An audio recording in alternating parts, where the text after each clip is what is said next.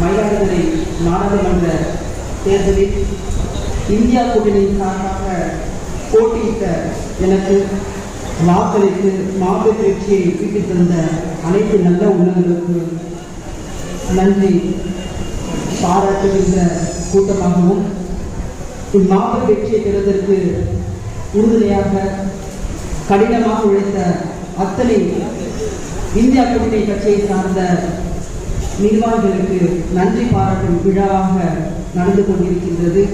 இவ்விழாவுக்கு தலைமை ஏற்று நடத்தி கொண்டிருக்கின்ற மரியாதைக்குரிய போற்றுதலுக்குரிய நாடாளுமன்ற உறுப்பினரும் மயிலாடுதுறை நாடாளுமன்ற தேர்தலில் இந்தியா கூட்டணியை சார்ந்த அத்தனை தலைவர்களுக்கு ஒரு பீஷ்மராக இருந்து களப்பணியாற்றி அனைவரின் உள்ளங்களையும் கொள்ளை கொண்ட மரியாதைக்குரிய மூத்தவர் கல்யாண சுந்தரம் அவர்களே மற்றும் இந்நிகழ்வுக்கு சிறப்பு அழைப்பாளராக வருகை தந்திருக்கின்ற எங்கள் வழக்கறிஞரின் குடும்பத்தை சார்ந்த எங்கள் வழக்கறிஞரின் முகவரியே வழக்கறிஞர்களுக்கெல்லாம் எடுத்துக்காட்டாக உதாரணமாக திகழ்ந்து கொண்டிருக்கின்ற திராவிட இயக்கத்தின் மாபெரும் தலைவராக திகழ்ந்து கொண்டிருக்கின்ற அண்ணன் ஆர்.எஸ். பாரதி அவர்களே மற்றும் இந்நிகழ்வுக்கு வருகை தந்திருக்கின்ற மரியாதைக்குரிய இங்கே பேசி சென்றிருக்கின்ற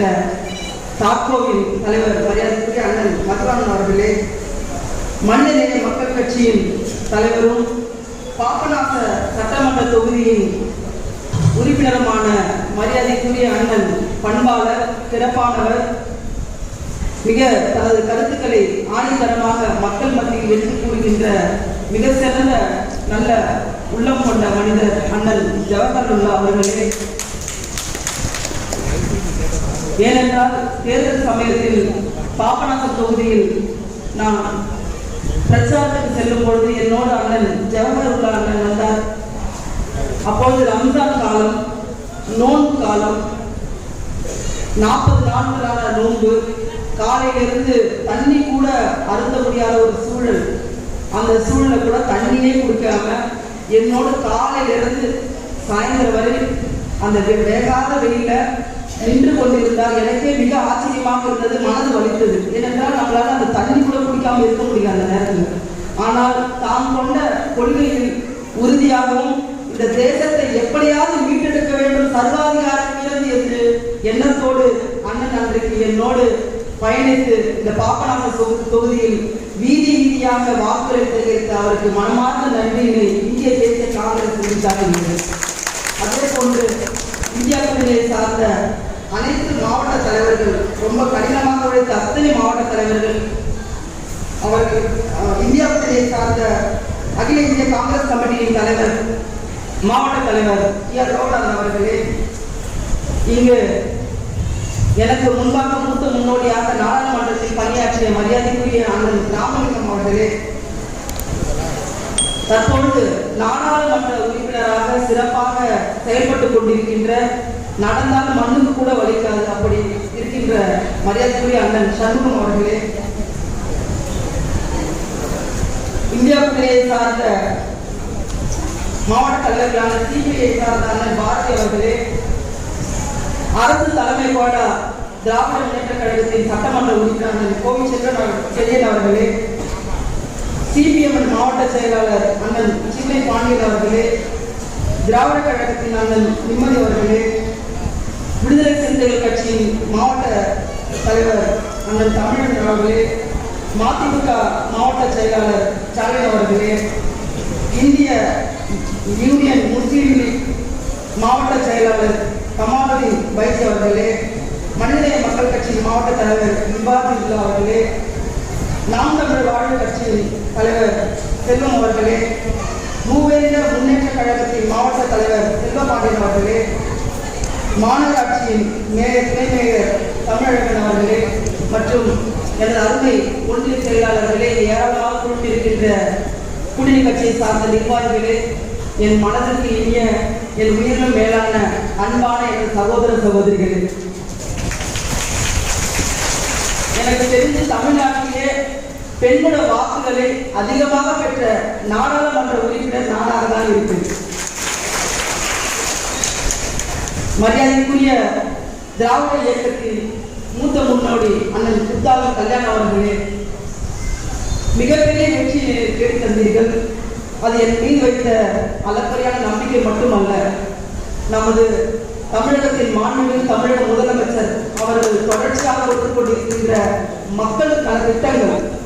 எங்கு போனாலும் வாக்கு சேகரிக்க போகின்ற இடங்கள் எல்லாம் மாண்புமிகு தமிழக முதலமைச்சர் கொடுத்த திட்டங்களான மகளிர் உரிமை தொகையை பற்றி பெண்கள்லாம் பேசி என்கிட்ட ரொம்ப சந்தோஷப்பட்டாங்க. நாங்கள்லாம் 1000 ரூபாய் வாங்கி இன்றைக்கு சந்தோஷமா நிம்மதியாக இருக்கிறோமா அப்படின்னு ஒரே சந்தோஷப்பட்டாங்க. அதேபோல் எங்கள் பெண்கள் எல்லாம் குழந்தைகள் எல்லாம் நாங்கள் பஸ்ஸில் இலவசமாக பேருந்தில் பயணிக்கிறோம் அப்படின்ற திட்டங்களாக நிறைய திட்டங்கள் நமது மாண்புமிகு முதலமைச்சர் கொடுத்த பல்வேறு திட்டங்கள் மக்களை சென்றடைந்ததற்கு காரணமாக கிடைத்த மாபெரும் வெற்றி.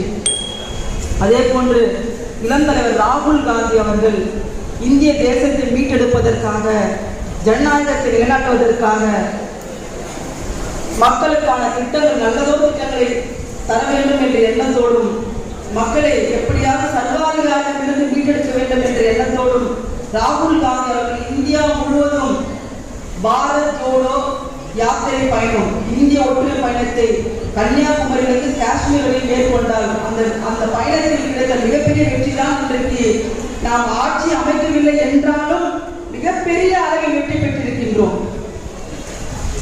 ஆட்சி அமையலாம், அமையாமல் போகலாம் என்று எல்லாரும் பேசினார்கள். ஆனால் இன்றைக்கு மிகப்பெரிய அறுதி பெரும்பான்மையான எதிர்கட்சியாக நாம் அமைந்திருக்கின்றோம். மோடி என்ற சர்வாதிகாரிக்கு மிகப்பெரிய பதிலை நாம் தரப்போகின்றோம். இந்திய தேசத்திற்கு எதிராக, இறையாண்மைக்கு எதிராக, ஜனநாயகத்துக்கு எதிராக எதை வேண்டுமானாலும் செய்யலாம் என்று நினைத்துக் கொண்டிருந்த மோடிக்கு இன்றைக்கு மிகப்பெரிய பாடத்தை இந்த தேர்தல் வெற்றி கொடுத்திருக்கின்றது. மக்கள் மதத்தை வெறுக்கிறார்கள், மதசார்பின்மை கொள்கையை ஏற்றுக்கொண்டிருக்கிறார்கள், சாதி மத பிரிவினையை மக்கள் வெறுக்கிறார்கள். சாதியற்ற ஒரு இணக்கமான ஒரு சமூக நீதியை கொண்ட ஒரு சமூகத்தை மக்கள் எதிர்பார்க்கிறார்கள். மோடி செய்த அத்தனை கொடூரங்களை எதிர்த்து இன்றைக்கு இந்திய தேசத்தில் மக்கள் வாக்களித்திருக்கின்றார்கள். அதன் அடிப்படையில் நாம் மிகப்பெரிய அளவில் வெற்றி பெற்றிருக்கின்றோம். குறிப்பாக இந்தியாவில் எந்த மாநிலத்திற்கும் கிடைக்காத மாபெரும் வெற்றியை தளபதி தலைவர் அவர்களின் மிகப்பெரிய வெற்றி நாம் பெற்றிருக்கின்றோம். 40க்கு 40 என்றால் 40ஐயும் வெற்றி பெற்றோம். அதற்கு காரணம் உங்களுடைய அன்பான வாக்குகள். நீங்கள் இந்திய தேசத்தை நேசித்தது, இந்தியாவை மீட்டெடுக்க வேண்டும் என்ற எண்ணத்தோடு நீங்கள் செயல்பட்டது. குறிப்பாக விலைவாசி உயர்வு உங்களை நேரடியாக பாதித்தது. கரெக்டுங்களா? கேஸ் சிலிண்டர் விலை உயர்வாக இருக்கட்டும், அரிசி பருப்பு விலை உயர்வாக இருக்கட்டும், எல்லாமே நேரடியாக பாதித்தது. உங்கள் குழந்தைகளுக்கு வேலை வாய்ப்பில்லை, இது போன்ற பல்வேறு பிரச்சனைகளை மக்கள் உணர்ந்தார்கள். அது கிடைத்த மிகப்பெரிய வெற்றி. நாடாளுமன்றம் இன்றைக்கு மத்தியில் ஆட்சி இல்லை, என்ன செய்ய போகிறீர்கள் என்று கேள்வி கேட்டார்கள். அதற்கு நமது மாண்புமிகு தளபதி அவர்கள் பதில் சொன்னார். எங்களது 40 நாடாளுமன்றத்தின் உறுப்பினர்களும் உங்களுக்கு பதில் கொடுக்க போகிறார்கள், வெயிட் அண்ட் சீ என்று சொன்னார்.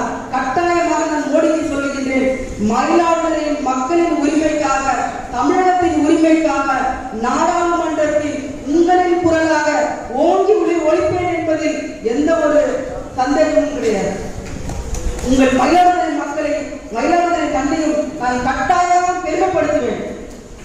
உங்களுக்கு இருக்க ஒவ்வொருத்தருமே நாடாளுமன்ற உறுப்பினர்கள் உங்களின் குரலாக நான் ஒழிக்க ஆசைப்படுகின்றேன். உங்களுக்கு என்ன வேண்டும் என்றாலும், உங்கள் கருத்துக்கள் என்ன வேண்டும் என்றாலும் நீங்கள் என்னோட சொல்லுங்கள். உங்கள் கோரிக்கையை நான் அங்கு நாடாளுமன்றத்தில் ஒழிக்க இருக்கின்றேன். எனக்கு வாய்ப்பளித்த அத்தனை நல்ல உள்ளங்களுக்கும் நன்றி பாராட்டி, நன்றி என்னும் மலர் கமலங்களை உங்கள் பாதங்களை வைத்து